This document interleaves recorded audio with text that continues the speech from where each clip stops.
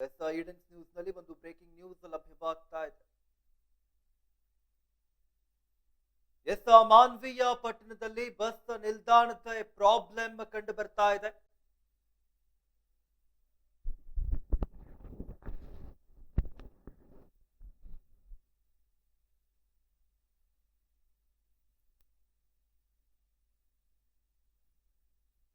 Bus ತಂಗುದಾಣವಿಲ್ಲದೆ ಪ್ರಯಾಣಿಕರು ಪರದಾಡುವಂತಹ ಪರಿಸ್ಥಿತಿ ನಿರ್ಮಾಣವಾಗಿದೆ.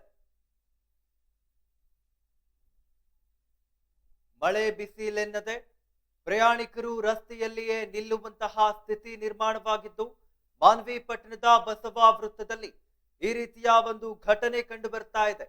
ಪ್ರತಿನಿತ್ಯ ಮಹಿಳೆಯರು, ಮಕ್ಕಳು ಹಾಗೆ ವೃದ್ಧೆಯರು ಕೂಡ ಈ ಒಂದು ಸಮಸ್ಯೆಯನ್ನ ಎದುರಿಸ್ತಾ ಇದ್ದಾರೆ. ಕೂಡಲೇ ಬಸ್ ನಿಲ್ದಾಣ ನಿರ್ಮಿಸುವಂತೆ ಗ್ರಾಮಸ್ಥರು ಆಗ್ರಹವನ್ನ ಮಾಡ್ತಾ ಇದ್ದಾರೆ.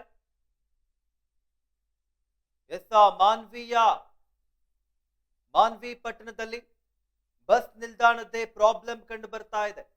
ಬಸ್ ತಂಗುದಾಣವಿಲ್ಲದೆ ಪ್ರಯಾಣಿಕರು ಪರದಾಡುವಂತಹ ಪರಿಸ್ಥಿತಿ ನಿರ್ಮಾಣವಾಗಿದೆ. ಮಳೆ ಬಿಸಿಲೆನ್ನದೆ ರಸ್ತೆಯಲ್ಲಿಯೇ ನಿಲ್ಲುವಂತಹ ಪರಿಸ್ಥಿತಿ ಇಲ್ಲಿನ ಪ್ರಯಾಣಿಕರಿಗೆ ನಿರ್ಮಾಣವಾಗಿರುವಂತದ್ದು. ಮಾನ್ವಿ ಪಟ್ಟಣದ ಬಸವ ವೃತ್ತದಲ್ಲಿ ಜನರ ಕಥೆಯನ್ನ ಕೇಳೋರು ಯಾರು? ಮಹಿಳೆಯರು, ಮಕ್ಕಳು ಹಾಗೆ ವೃದ್ಧರಿಗೆ ತೊಂದರೆಯಾಗ್ತಾ ಇದೆ. ಇಷ್ಟೆಲ್ಲ ಗೊತ್ತಿದ್ರೂ ಕೂಡ ಇಲ್ಲಿನ ಅಧಿಕಾರಿಗಳು ನಿರ್ಲಕ್ಷ್ಯತನವನ್ನ ವಹಿಸ್ತಾ ಇದ್ದಾರೆ. ಪ್ರಯಾಣಿಕರಿಗೆ ತೊಂದರೆಯಾಗ್ತಾ ಇದೆ ಎಂಬುದಾಗಿ ಗೊತ್ತಿದ್ರೂ ಕೂಡ ಅಧಿಕಾರಿಗಳು ನಿರ್ಲಕ್ಷ್ಯತನವನ್ನ ವಹಿಸ್ತಾ ಇದ್ದಾರೆ. ಬಸ್ ನಿಲ್ದಾಣ ನಿರ್ಮಿಸಿ ಕೊಡುವಂತೆ ಗ್ರಾಮಸ್ಥರು ಆಗ್ರಹವನ್ನ ಮಾಡ್ತಾ ಇದ್ದು, ಮಾನ್ವಿ ಪಟ್ಟಣದ ಬಸವ ವೃತ್ತದಲ್ಲಿ ಸೂಕ್ತ ಬಸ್ ನಿಲ್ದಾಣವಿಲ್ಲದೆ ಸಾರ್ವಜನಿಕರು ಪರದಾಡುವಂತಹ ಸ್ಥಿತಿ ನಿರ್ಮಾಣವಾಗಿದೆ. ಬಿಸಿಲು ಮಳೆಗೆ ಮಹಿಳೆಯರು ಸೆರಗು ಹೊದ್ದು ಬಿಸಿಲು ಹಾಗೆ ಮಳೆಗೆ ಮಹಿಳೆಯರು ಸೆರಗು ಹೊದ್ದು ನಿಂತರೆ ಇನ್ನು ಪುರುಷರು ಟವೆಲ್ ತಲೆ ಮೇಲೆ ಹೊತ್ತು ನಿಲ್ಲುವಂತಹ ಸಮಸ್ಯೆ ಇಲ್ಲಿ ನಿರ್ಮಾಣವಾಗಿರುವಂತದ್ದು. ಇನ್ನು ಸೂಕ್ತ ರೀತಿಯ ಶೌಚಾಲಯಗಳ ವ್ಯವಸ್ಥೆ ಇಲ್ಲದ ಕಾರಣ ತಾಲೂಕು ಪಂಚಾಯಿತಿ ಹಳೆ ಕಚೇರಿಯ ಗೋಡೆಗಳೇ ಮೂತ್ರಾಲಯದ ತಾಣವಾಗಿರುವಂತದ್ದು. ಅಧಿಕಾರಿಗಳ ಈ ಒಂದು ದಿವ್ಯ ನಿರ್ಲಕ್ಷ್ಯಕ್ಕೆ ಮಹಿಳೆಯರು, ಮಕ್ಕಳು ಹಾಗೆ ವಯೋವೃದ್ಧರಿಗೆ ಸಮಸ್ಯೆಯಾಗಿದೆ.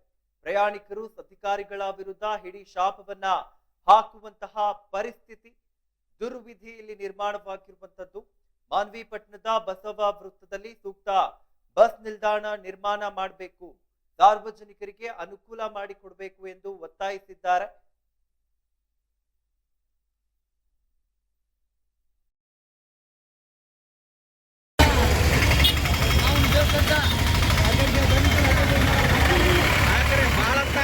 ಬಸ್ ಇಲ್ಲ.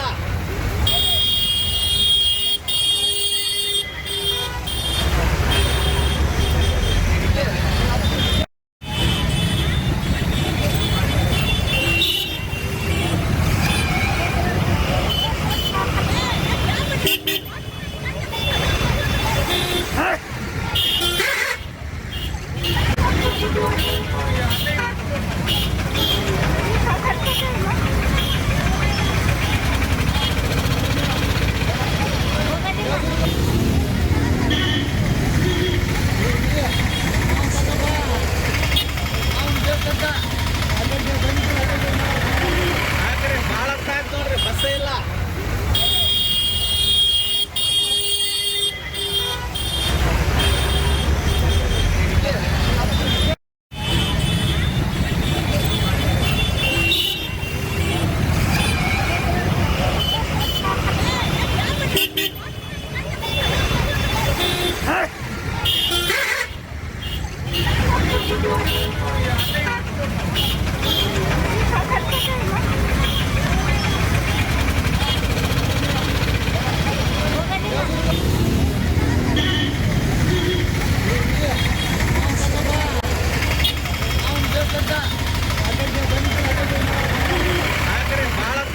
ಬಸ್ ಇಲ್ಲ.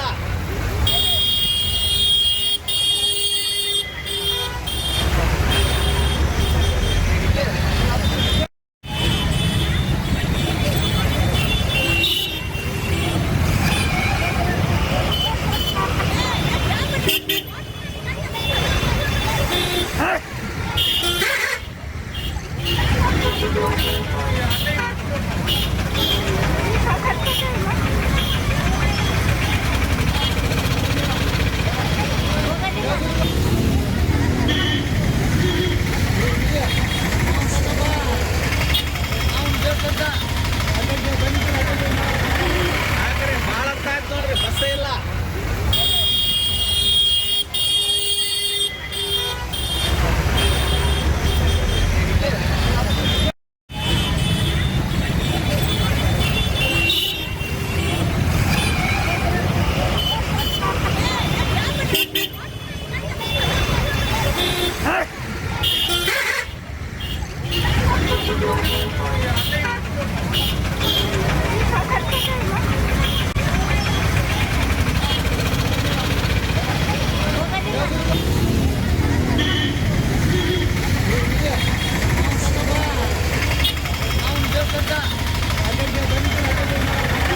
ಯಾಕ್ರಿ ಭಾಳ ಹೊತ್ತಾಯ್ತು ನೋಡ್ರಿ ಬಸ್ಸೇ ಇಲ್ಲ.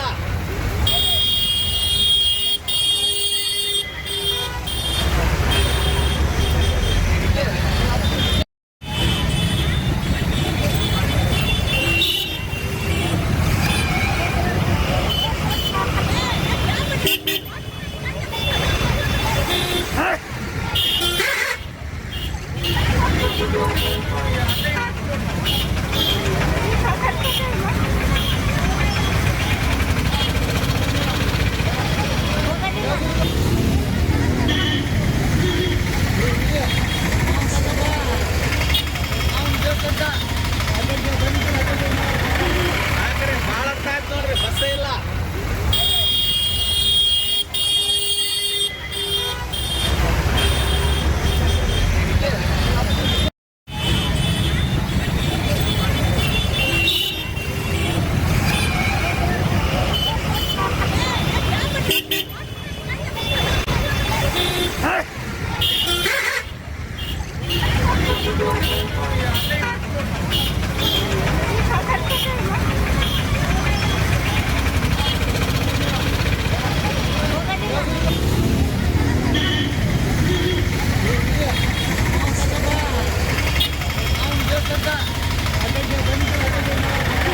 ಯಾಕ್ರಿ ಭಾಳ ಹೊತ್ತಾಯ್ತು ನೋಡ್ರಿ ಬಸ್ಸೇ ಇಲ್ಲ.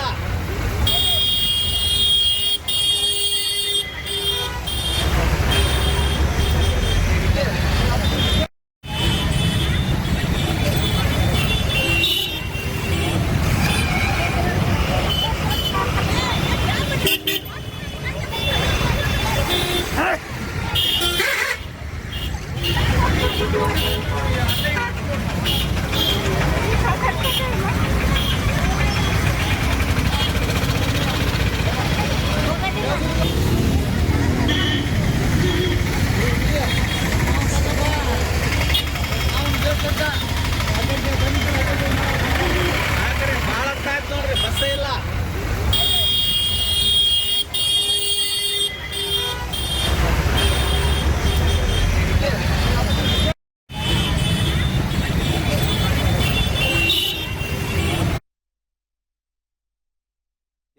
ಮಾನ್ವೀಯ ಪಟ್ಟಣದಲ್ಲಿ ಬಸ್ ನಿಲ್ದಾಣಕ್ಕೆ ಪ್ರಾಬ್ಲಮ್ ಕಂಡು ಬರ್ತಾ ಇದೆ. ಬಸ್ ತಂಗುದಾಣವಿಲ್ಲದೆ ಪ್ರಯಾಣಿಕರು ಪರದಾಡುವಂತಹ ಪರಿಸ್ಥಿತಿ ನಿರ್ಮಾಣವಾಗಿದೆ. ಇನ್ನು ಮಳೆಯಾಗಿರಬಹುದು ಅಥವಾ ಬಿಸಿಲಾಗಿರಬಹುದು, ಈ ಒಂದು ಸಮಯದಲ್ಲಿ ರಸ್ತೆಯಲ್ಲೇ ನಿಲ್ಲುವಂತಹ ಪರಿಸ್ಥಿತಿ ಮಾನ್ವಿಯಲ್ಲಿ ಕಂಡು ಬರ್ತಾ ಇದೆ. ಪ್ರಯಾಣಿಕರು ಮಾನ್ವಿ ಪಟ್ಟಣದ ಬಸವ ವೃತ್ತದಲ್ಲಿ ಜನರ ಕಥೆಯನ್ನ ಕೇಳೋರು ಯಾರು? ಈ ಒಂದು ಸಮಸ್ಯೆಗಳನ್ನ ಅಲ್ಲಿ ಕೇಳೋರು ಯಾರು? ಅಧಿಕಾರಿಗಳು ಕೇಳ್ತಾ ಇದ್ದಾರಾ ಅಥವಾ ಅಲ್ಲಿನ ಜನಪ್ರತಿನಿಧಿಗಳು ಕೇಳ್ತಾ ಇದ್ದಾರಾ? ವಿಜುವಲ್ಸ್ ಅಲ್ಲಿ ಕೂಡ ತಾವು ನೋಡ್ತಾ ಇರಬಹುದು. ಒಂದು ರೀತಿಯಲ್ಲಿ ರಾಯಚೂರು ಆಗಿರ್ಬೋದು, ಮಾನ್ವಿ ಆಗಿರ್ಬೋದು, ಯಾವ ರೀತಿಯ ಬಿಸಿಲು ಇಲ್ಲಿ ಕಂಡು ಬರುತ್ತೆ ಎಂಬುದಾಗಿ. ಆದ್ರೂ ಕೂಡ ಇಲ್ಲಿಯವರೆಗೂ ಯಾವುದೇ ರೀತಿಯ ಒಂದು ಬಸ್ ತಂಗುದಾಣವನ್ನ, ಪ್ರಯಾಣಿಕರ ತಂಗುದಾಣವನ್ನ ನಿರ್ಮಿಸುವುದರಲ್ಲಿ ಅಧಿಕಾರಿಗಳು ಅಥವಾ ಜನಪ್ರತಿನಿಧಿಗಳು ಒಂದು ರೀತಿಯಲ್ಲಿ ವಿಫಲರಾಗಿದ್ದಾರೆ. ಇಷ್ಟೆಲ್ಲಾ ಸಮಸ್ಯೆ ಆಗ್ತಾ ಇದೆ ಅಂತ ಗೊತ್ತಿದ್ರು ಕೂಡ ವಿಜುವಲ್ಸ್ ಅಲ್ಲಿ ಕೂಡ ತಾವು ನೋಡ್ತಾ ಇರಬಹುದು, ಮಹಿಳೆಯರಾಗಿರ್ಬೋದು, ವಯೋವೃದ್ಧರಾಗಿರ್ಬೋದು, ಹಾಗೆ ಮಕ್ಕಳಾಗಿರ್ಬೋದು, ಎಲ್ಲರೂ ಇಷ್ಟೊಂದು ಸಮಸ್ಯೆಯನ್ನ ಎದುರಿಸುವಂತಹ ಪರಿಸ್ಥಿತಿ ನಿರ್ಮಾಣವಾಗಿದೆ. ಆದ್ರೂ ಕೂಡ ಇಲ್ಲಿನ ಜನಪ್ರತಿನಿಧಿಗಳು ಹಾಗೆ ಅಧಿಕಾರಿಗಳು ಯಾವುದೇ ರೀತಿಯ ಕ್ರಮಗಳನ್ನ, ಹಾಗೆ ಒಂದು ಬಸ್ ನಿಲ್ದಾಣವನ್ನ ರೂಪಿಸುವಲ್ಲಿ ಒಂದು ರೀತಿಯಲ್ಲಿ ವಿಫಲರಾಗಿದ್ದಾರೆ ಅಂತಾನೆ ಹೇಳ್ಬೋದು. ವಿಜುವಲ್ಸ್ ಅಲ್ಲಿ ಕೂಡ ತಾವು ನೋಡ್ತಾ ಇರ್ಬೋದು.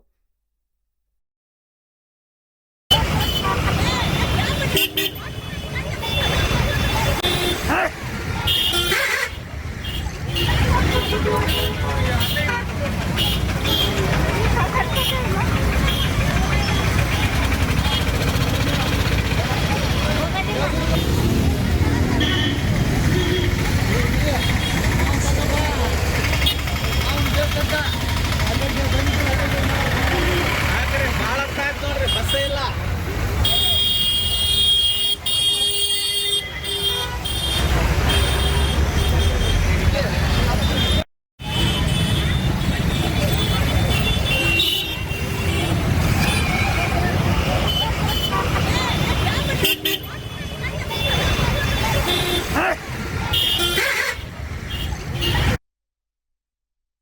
ಮಾನ್ವೀಯ ಪಟ್ಟಣದಲ್ಲಿ ಬಸ್ ನಿಲ್ದಾಣದ ಪ್ರಾಬ್ಲಮ್ ಆಗ್ತಾ ಇದೆ ಎಂಬುದಾಗಿ ಸುದ್ದಿಯನ್ನ ಬಿತ್ತರಿಸ್ತಾ ಇದ್ವಿ. ಇದಕ್ಕೆ ಸಂಬಂಧಪಟ್ಟಂತೆ ಇನ್ನು ಹೆಚ್ಚಿನ ಡೀಟೇಲ್ಸ್ ಗಳನ್ನ ನೀಡ್ತಾರೆ ಪ್ರತಿನಿಧಿ ಪರಶುರಾಮ್. ಪರಶುರಾಮ್, ಇನ್ನು ನೋಡ್ತಾ ಇದ್ವಿ ಈಗ ಬಸ್ ತಂಗುದಾಣವಿಲ್ಲದೆ ಅಲ್ಲಿನ ಪ್ರಯಾಣಿಕರು ಪರದಾಡುವಂತಹ ಪರಿಸ್ಥಿತಿ ನಿರ್ಮಾಣವಾಗಿದೆ ಎಂಬುದಾಗಿ. ಏನಿದೆ ಇದ್ರ ಬಗ್ಗೆ ಹೆಚ್ಚಿನ ಡೀಟೇಲ್ಸ್? ಅಮಿತ್, ಏನಂತಂದ್ರೆ ರಾಯಚೂರು ಜಿಲ್ಲೆಯ ಮಾನ್ವಿ ಪಟ್ಟಣದಲ್ಲಿ ಬಸ್ ವ್ಯವಸ್ಥೆ ಅಂದ್ರೆ ಬಸ್ ನಿಲ್ದಾಣಕ್ಕೆ ವ್ಯವಸ್ಥೆ, ಸಾರಿಗೆ ಸಂಪರ್ಕ ಅಂದ್ರೆ ವ್ಯವಸ್ಥೆ ಅಡೆತಡೆ, ಕಾಮಗಾರಿ ವಿಷಯ ಸಂಬಂಧವಾಗಿ ಅಡೆತಡೆ ಇದ್ದ ಕಾರಣಕ್ಕಾಗಿ ಬಸವ ಸರ್ಕಲ್ ನಲ್ಲಿ ಒಂದು ರೀತಿಯಲ್ಲಿ ಬಸ್ ನಿಲ್ಗಡೆ ವ್ಯವಸ್ಥೆ ಮಾಡಲಾಗಿದೆ. ಅದು ವ್ಯವಸ್ಥೆ ನಿಲ್ಗಡೆ ಮಾಡಲ್ಲ ಅಂದ್ರೆ ಸಾರಿಗೆ ಇಲಾಖೆ ತಾತ್ಕಾಲಿಕವಾಗಿ ಬಸ್ ನಿಲ್ದಾಣ ಶೆಲ್ಟರ್ ಕೂಡ ನಿರ್ಮಾಣ ಮಾಡಿಲ್ಲ. ಅದೇ ರೀತಿಯಾಗಿ ಶೌಚಾಲಯ ಕೂಡ ವ್ಯವಸ್ಥೆ ಕೂಡ ನಿರ್ಮಾಣ ಮಾಡಿಲ್ಲ. ಒಂದು ರೀತಿಯಲ್ಲಿ ಏನಾಗಿದೆ ಅಂದ್ರೆ ಬೆಂಗಳೂರಿನಿಂದ ಬರ್ತಕ್ಕಂತ ರಾಯಚೂರಿಗೆ ಹೋಗ್ತಕ್ಕಂಥ ಮಾರ್ಗವಾಗಿ ಬರ್ತಕ್ಕಂಥ ಜನರು ಕೂಡ ಅದೇ ಆಕ್ಚುಲಿ ಬಸ್ ನಿಲ್ದಾಣಕ್ಕೆ ಬರದ ಕಾರಣ ಬಸವ ವೃತ್ತದಲ್ಲಿ ಬಸ್ ನಿಲ್ಗಡೆ ಆಗುತ್ತಿರುವುದರಿಂದ ಏನಾಗಿದೆ ಅಂದ್ರೆ ಸಾರ್ವಜನಿಕರು ಬಿಸಿಲಲ್ಲೂ ನಿಲ್ಲಿಕೊಂಡು ಬಸ್ ಹತ್ತುವಂತ ಪರಿಸ್ಥಿತಿ ನಿರ್ಮಾಣವಾಗಿದೆ. ಅದು ರಾಜ್ಯ ಹೆದ್ದಾರಿ ಆಗಿದ್ದು, ಒಂದು ವೇಳೆ ಏನಾದ್ರೂ ಅನಾಹುತ ಅಥವಾ ಅಪಘಾತ ಸಂಭವಿಸಿದ ರೀತಿಗೆ ಯಾರು ಹೊಣೆ ಅಂತೇಳಿ ಕೂಡ ಸಾಮಾಜಿಕ ಕಾರ್ಯಕರ್ತರು ಹಾಗೂ KRS ಕಾರ್ಯಕರ್ತರು ಕೂಡ ಆರೋಪವಾಗಿದೆ. ಅದೇ ರೀತಿಯಾಗಿ ಶೌಚಾಲಯ ಇಲ್ಲದ ಕಾರಣ ವೃದ್ಧರು, ಮಹಿಳೆಯರು ಹಾಗೂ ಪುರುಷರು ಕೂಡ ಒಂದು ರೀತಿಯಲ್ಲಿ ತೊಂದರೆ ಆಗಿದೆ. ಆದ್ರೆ ಮಾನ್ವಿ ಪಟ್ಟಣದ ಹಳೆ ಕಚೇರಿ ಆಗಿರ್ತಕ್ಕಂತ ತಾಲೂಕು ಪಂಚಾಯತ್ ಕಚೇರಿಯ ಗೋಡೆಗಳೇ ಒಂದು ರೀತಿಯಲ್ಲಿ ಶೌಚಾಲಯ ನಿರ್ಮಾಣವಾಗಿ ಆಸರೆಯಾಗಿದೆ ಅಂತ ಹೇಳ್ಬೋದು. ಈಗಿದ್ರು ಕೂಡ ಸಾರಿಗೆ ಇಲಾಖೆ ಒಂದು ರೀತಿಯಲ್ಲಿ ನಿರ್ಲಕ್ಷ್ಯ ತೋರಿದೆ ಅಂತ ಹೇಳೋದು, ಮಲತಾಯಿ ತೋರಿಸ್ತಾ ಇದ್ದಾರೆ. ಯಾಕಂದ್ರೆ ಯಾವುದೇ ರೀತಿ ಏನೇ ಇರ್ಲಿ ಬಸ್ ವ್ಯವಸ್ಥೆ, ಸಾರ್ವಜನಿಕರು ನಿಲುಗಡೆ ವ್ಯವಸ್ಥೆ ಮಾಡ್ಬೇಕಂದ್ರೆ ತಾತ್ಕಾಲಿಕವಾಗಿ ಶೌಚಾಲಯ ವ್ಯವಸ್ಥೆ ಹಾಗೂ ಬಸ್ ನಿಲ್ದಾಣ ವ್ಯವಸ್ಥೆ ಮಾಡಬೇಕು. ಯಾವುದು ಮಾಡದ ಕಾರಣಕ್ಕಾಗಿ ಸಾರ್ವಜನಿಕರು ಹಾಗೂ ಸಾರಿಗೆ ಪ್ರಯಾಣಿಕರು ಕೂಡ ಬಸವ ವೃತ್ತದಲ್ಲಿ ನಿಲ್ಲಿಕೊಂಡು ಆ ಬಸ್ ಹತ್ತುವಂತ ಪರಿಸ್ಥಿತಿ ನಿರ್ಮಾಣವಾಗಿದೆ. ಒಂದು ವೇಳೆ ಅಪಘಾತ, ರಾಜ್ಯ ಹೆದ್ದಾರಿ ಅಂದ್ರೆ ಬೃಹತ್ ಮಟ್ಟದ ವಾಹನಗಳು ಸಂಚಾರ ಆಗ್ತಾ ಇದೆ. ಈಗಿದ್ರು ಕೂಡ ಒಂದ್ ರೀತಿಯಲ್ಲಿ ಏನಾದ್ರು ಅನಾಹುತ, ಅಪಘಾತ ಸಂಭವಿಸಿದ್ರೆ ಇದಕ್ಕೆ ಯಾರು ಹೊಣೆ? ಅಥವಾ ಸರ್ಕಾರ ಹೊಣೆನಾ ಅಥವಾ ಸಾರಿಗೆ ಇಲಾಖೆ ಹೊಣೆನಾ, ಅಲ್ಲ ಇಲ್ಲಿನ ಅಧಿಕಾರಿಗಳು ಹೊಣೆನಾ ಅಂತ ಒಂದು ರೀತಿಯಲ್ಲಿ ಕೂಡ ನಮಗೆ ಪ್ರಶ್ನೆ ಆಗಿ ಕಾಡ್ತಾ ಇದೆ ಅಮಿತ್. ಈಗ ಇಷ್ಟೆಲ್ಲ ಸಮಸ್ಯೆ ಆಗ್ತಾ ಇದೆ ಎಂಬುದಾಗಿ ಗೊತ್ತಾಗ್ತಾ ಇದೆ. ಅಲ್ಲಿನ ಮಹಿಳೆಯರಿಗಾಗಿರ್ಬೋದು, ಮಕ್ಕಳಿಗಾಗಿರ್ಬೋದು, ಹಾಗೆ ವಯೋವೃದ್ಧರಿಗಾಗಿರ್ಬೋದು, ಇಷ್ಟೊಂದೆಲ್ಲ ಸಮಸ್ಯೆ ಆಗ್ತಾ ಇದೆ ಎಂಬುದಾಗಿ ಅಲ್ಲಿನ ಅಧಿಕಾರಿಗಳಿಗೂ ಕೂಡ ಗೊತ್ತಿರುತ್ತೆ. ಆದ್ರೂ ಕೂಡ ಅಲ್ಲಿನ ಅಧಿಕಾರಿಗಳು ಏನ್ ಮಾಡ್ತಾ ಇದ್ದಾರೆ ಎಂಬ ಪ್ರಶ್ನೆ ಮೂಡುತ್ತೆ. ಇದ್ರ ಬಗ್ಗೆ ತಾವೇನ್ ಹೇಳ್ತೀರಾ ಪರಶುರಾಮ್? ಅಮಿತ್, ಏನಂತಂದ್ರೆ ಇಲ್ಲಿನ ಅಧಿಕಾರಿಗಳು ಎಚ್ಚರಿಸುವ ಕೆಲಸ ಯಾರ್ದಾಗಬೇಕು? ಇದು ಮೇಲಿನ ಅಧಿಕಾರಿಗಳು, ಜಿಲ್ಲಾಧಿಕಾರಿಗಳ ಕೆಲಸ, ಸಾರಿಗೆ ಇಲಾಖೆ DC ಅವ್ರ ಕೆಲಸ ಆಗಬೇಕು. ಆದ್ರೆ ಯಾರು ಕೇಳ್ತಾರ, ಯಮ್ಮನ್ ಯಾರು ಕೇಳ್ತಾರೆ ಅಂತ ಅಧಿಕಾರಿಗಳ ಒಂದು ದುರಾಡಳಿತ, ಒಂದು ದುರಾವಸ್ಥೆ ಆಗಿದೆ ಇಲ್ಲಿ ಮಾನ್ವಿಯಲ್ಲಿ. ಯಾಕಂತಂದ್ರೆ ರಾಜ್ಯ ಹೆದ್ದಾರಿಗೆ ಯಾವುದೇ ಬಸ್ ನಿಲ್ದಾಣ ಶೆಲ್ಟರ್ ಇಲ್ಲ, ಹಾಗೆ ಶೌಚಾಲಯ ವ್ಯವಸ್ಥೆ ಇಲ್ಲದ ಕಾರಣಕ್ಕಾಗಿ ಸಾರ್ವಜನಿಕರು ಮಳೆ, ಗಾಳಿ, ಚಳಿ ಅನ್ನದೆ ಆ ರಾಜ್ಯ ಹೆದ್ದಾರಿ ರಸ್ತೆಗೆ ಅಂದ್ರೆ ರಾಜ್ಯ ಹೆದ್ದಾರಿ ನಿಲ್ಲುಕೊಂಡು ಬಿಸಿಲಲ್ಲೇ ನಿಲ್ಲುಕೊಂಡು ಕೂಡ ಒಂದು ರೀತಿಯಲ್ಲಿ ಆ ಪ್ರಯಾಣ ಮಾಡಬೇಕಂತ ದುಸ್ಥಿತಿ ಕೂಡ ನಿರ್ಮಾಣವಾಗಿದೆ. ಆ ಬಸ್ ಯಾವಾಗ ಬರುತ್ತೋ ಯಾವಾಗ ಇಲ್ಲ ಅಂತ ಹೇಳಿ ಕೂಡ ಸಾರಿಗೆ ಇಲಾಖೆಯ ನಿಯಂತ್ರಣ ಅಧಿಕಾರಿಗಳು ಕೂಡ ಒಂದ್ ರೀತಿಯಲ್ಲಿ ಇಲ್ಲ. ಅಲ್ಲಿ KSRTC ಅಧಿಕಾರಿಗಳು ಇಲ್ಲದ ಕಾರಣಕ್ಕಾಗಿ ಯಾವ ಬಸ್ ಯಾವ ಸಮಯಕ್ಕೆ ಬರ್ತಾ ಇದೆ, ಯಾವಾಗ ಹೊರಡುತ್ತದೆ ಅಂತ ಹೇಳಿ ಕೂಡ ಕೇಳತಕ್ಕಂತ ವ್ಯವಧಾನ ಕೂಡ ಅಧಿಕಾರಿಗಳು ಯಾರು ಇಲ್ಲ. ಸಾರ್ವಜನಿಕರು ಕೂಡ ಅಲ್ಲಿ ಯಾವಾಗ ಬರ್ತಂತ ಹೇಳಿ ಒಂದ್ ರೀತಿಯಲ್ಲಿ ಆ ಜನರೇ ಒಂದ್ ರೀತಿಯಲ್ಲಿ ಪ್ರಶ್ನೆ ಮಾಡ್ತಕ್ಕಂತ ಕೂಡ ಉದ್ಭವ ಆಗಿದೆ. ಸಾರಿಗೆ ಇಲಾಖೆ ಒಂದು ರೀತಿಯಲ್ಲಿ KSRTC ಅಂದ್ರೆ ಅಧಿಕಾರಿಗಳು ಕೂಡ ಒಂದು ದೊಡ್ಡ ನಿರ್ಲಕ್ಷ್ಯ ಅಂತ ಹೇಳ್ಬೋದು ಅಮಿತ್. ಧನ್ಯವಾದಗಳು ಪರಶುರಾಮ್ ತಮ್ಮೆಲ್ಲ ಡೀಟೇಲ್ಸ್ಗಾಗಿ. ಮಾನ್ವಿ ಪಟ್ಟಣದ ಬಸವ ವೃತ್ತದಲ್ಲಿ ಸೂಕ್ತ ಬಸ್ ನಿಲ್ದಾಣವಿಲ್ಲದೆ ಸಾರ್ವಜನಿಕರು ಪರದಾಡುವಂತಹ ಸ್ಥಿತಿ ನಿರ್ಮಾಣವಾಗಿದೆ. ಬಿಸಿಲು, ಮಳೆಗೆ ಮಹಿಳೆಯರು ಸೆರಗು ಹೊತ್ತು ನಿಂತ್ರೆ, ಪುರುಷರು ಟವಲ್ ತಲೆ ಮೇಲೆ ಹೊತ್ತು ನಿಲ್ಲುವಂತಹ ಪರಿಸ್ಥಿತಿ ಈಗ ಮನೆ ಮಾಡಿರುವಂತದ್ದು. ಇನ್ನು ಸೂಕ್ತ ರೀತಿಯ ಶೌಚಾಲಯಗಳ ವ್ಯವಸ್ಥೆ ಇಲ್ಲದ ಕಾರಣ ತಾಲೂಕು ಪಂಚಾಯಿತಿ ಹಳೆ ಕಚೇರಿಯ ಗೋಡೆಗಳೇ ಮೂತ್ರಾಲಯದ ತಾಣಗಳಾಗಿರುವಂತದ್ದು. ಅಧಿಕಾರಿಗಳ ನಿರ್ಲಕ್ಷ್ಯಕ್ಕೆ ಮಹಿಳೆಯರು, ಮಕ್ಕಳು ಹಾಗೂ ವಯೋವೃದ್ಧರಿಗೆ ಸಮಸ್ಯೆಯಾಗಿದೆ. ಇನ್ನು ಪ್ರಯಾಣಿಕರು ಅಧಿಕಾರಿಗಳ ವಿರುದ್ಧ ಹಿಡಿ ಶಾಪವನ್ನ ಹಾಕ್ತಾ ಇದ್ದಾರೆ. ಇದಕ್ಕೆ ಸಂಬಂಧಪಟ್ಟಂತೆ ಸಾಕಷ್ಟು ಮಾಹಿತಿಗಳನ್ನ ವರದಿಗಾರ ಪರಶುರಾಮ್ ಅವರು ನೀಡ್ತಾ ಹೋದ್ರು. ಈ ರೀತಿಯ ಸಮಸ್ಯೆ ಆಗ್ತಾ ಇದೆ ಎಂಬುದಾಗಿ ಅಲ್ಲಿನ ಡಿಪೋ ಮ್ಯಾನೇಜರ್ಗಾಗಿರ್ಬೋದು ಅಥವಾ ಸಂಬಂಧಪಟ್ಟಂತಹ ಇಲಾಖೆಯ ಅಧಿಕಾರಿಗಳಿಗೆ ಗೊತ್ತಿದ್ರೂ ಕೂಡ ಯಾವುದೇ ರೀತಿಯ ಒಂದು ಸೊಲ್ಯೂಷನ್ ಅನ್ನ ಹುಡುಕುವಲ್ಲಿ ವಿಫಲರಾಗ್ತಾ ಇದ್ದಾರೆ. ಅದೇ ರೀತಿಯಾಗಿ ಅವ್ರು ಹೇಳ್ತಾ ಇದ್ರು, ಇದು ಒಂದು ರೀತಿಯಲ್ಲಿ ರಾಜ್ಯ ಹೆದ್ದಾರಿ ಆಗಿರುವಂತದ್ದು.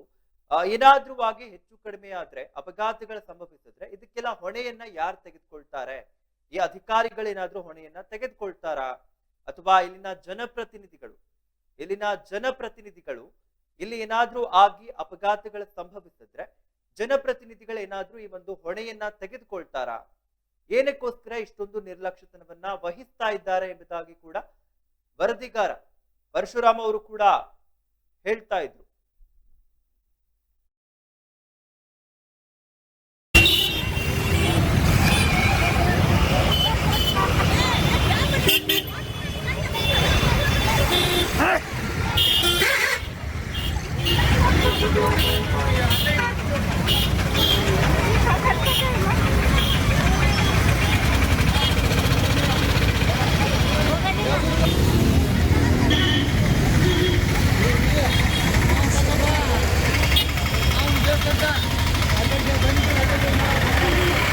ಬಹಳ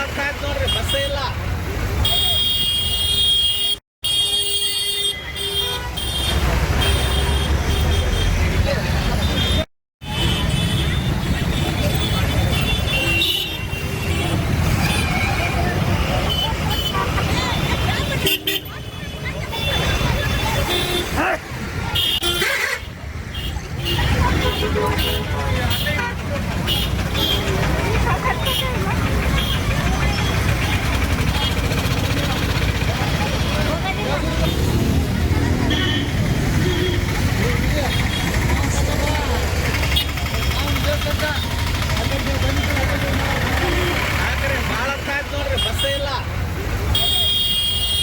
ಕಳೆದ ಒಂದು ತಿಂಗಳಿನಿಂದ ಮಾನ್ವಿ ಬಸ್ ನಿಲ್ದಾಣದ ಹತ್ರ ಬಸವ ಸರ್ಕಲ್ ಇಂದ ಬಸ್ ನಿಲ್ದಾಣದ ಹತ್ತಿರ ತನಕ ಒಂದು ಸಿಸಿ ಕಾಮಗಾರಿ ಮಾಡ್ತಾ ಇದ್ದಾರೆ. ಆದ್ರೆ ಯಾವುದೇ ಕಾಮಗಾರಿ ಮಾಡ್ಲಿ ಸಾರ್ವಜನಿಕರಿಗೆ ಅನುಕೂಲ ಆಗುವಂತೆ ಕಾಮಗಾರಿ ನಡೆಸಬೇಕು.